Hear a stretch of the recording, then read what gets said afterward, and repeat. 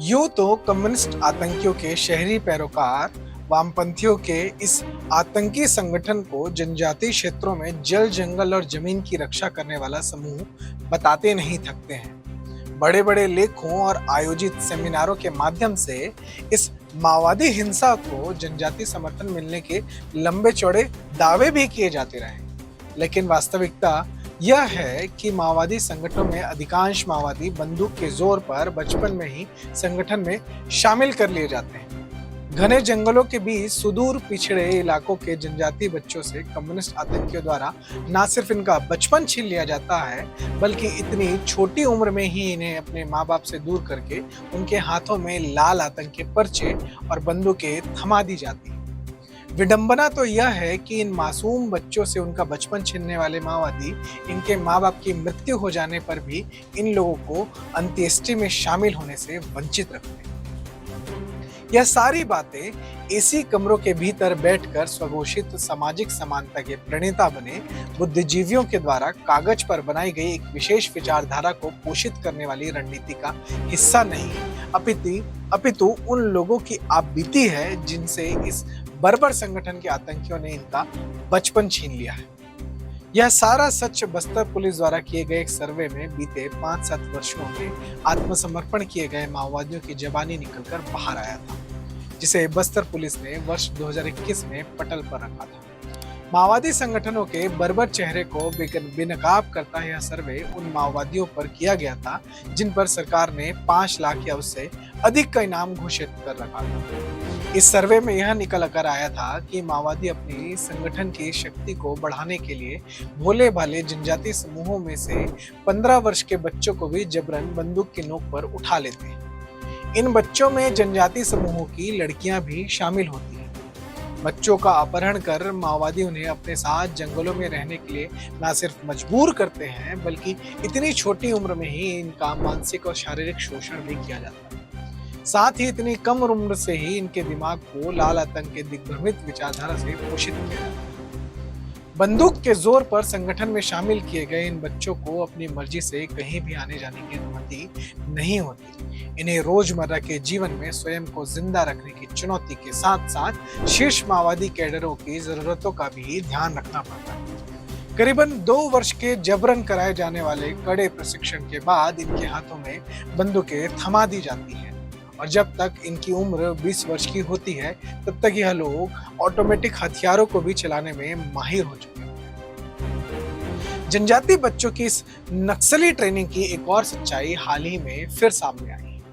अबूझमाड़ में कम्युनिस्ट आतंकी हिंसा से प्रताड़ित एवं पीड़ित जनजातीय ग्रामीण जो जिला मुख्यालय में शरण लिए हुए हैं, उनका कहना है कि माओवादियों के द्वारा अबूझमाड़ क्षेत्र के भीतर नक्सली स्कूल चलाए जाते हैं, जिनमें माओवादी शिक्षकों की नियुक्ति भी करते हैं।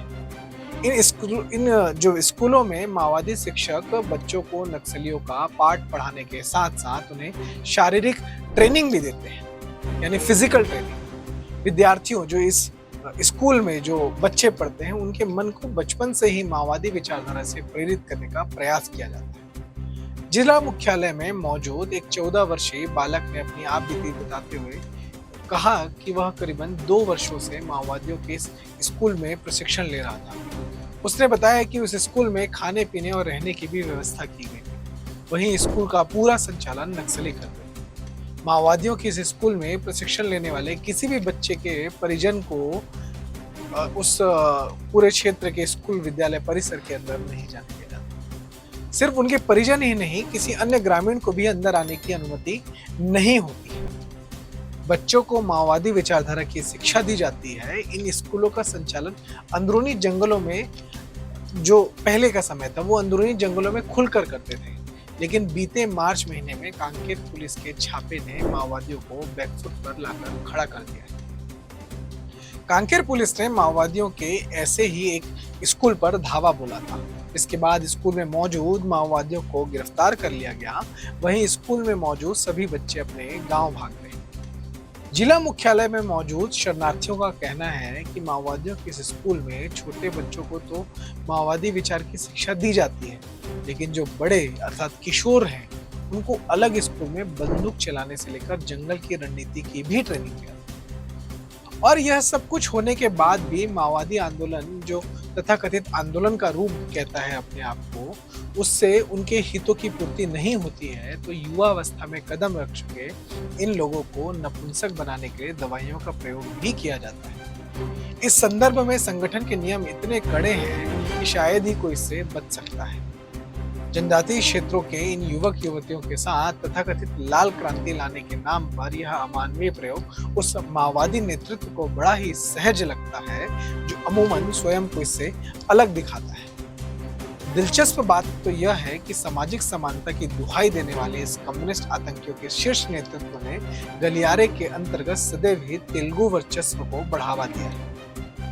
इस तथाकथित क्रांति का जबरन हिस्सा बनाए गए छत्तीसगढ़, झारखंड, बिहार, बंगाल और महाराष्ट्र के जनजातीय समूहों के लोगों को संगठन स्तर पर हमेशा ही भेदभाव का सामना करना पड़ा। झारखंड से लेकर छत्तीसगढ़ और उड़ीसा तक आत्मसमर्पण करने वाले न जाने कितने ही क्षेत्रीय माओवादी इस संदर्भ में मुखर होकर माओवादी शीर्ष नेतृत्व की आलोचना कर चुके हैं। वास्तविकता में बंदूक के जोर पर लोकतंत्री व्यवस्था को बदलकर तानाशाही वामपंथी सत्ता व्यवस्था की स्थापना करने का ख्वाब बुनने वाला यह माओवादी आतंकी संगठन क्षेत्रवाद के वर्चस्व को स्थापित कर स्थानीय जनजातीय समूहों के ऊपर हिंसा और शोषण करने वाला नर पिशाचों का एक समूह भर रह गया है। इसमें कोई अतिशयोक्ति नहीं होगी यदि यह कहा जाए कि अपने विदेशी आकाओं से मिलने वाली वित्तीय सहायता और हथियारों के दम पर जबरन स्थानीय जनजातीय समूहों के छोटे छोटे बच्चों के हाथ में बंदूकें थमाकर इनके शहरी पैरोकार जिस लाल क्रांति का सपना वर्षों से देख रहे हैं, वह कभी भी साकार नहीं होने जा रहा है। माओवादी नेतृत्व जितनी जल्दी इस बात को समझ ले, उतना ही यह उनके हित में होगा।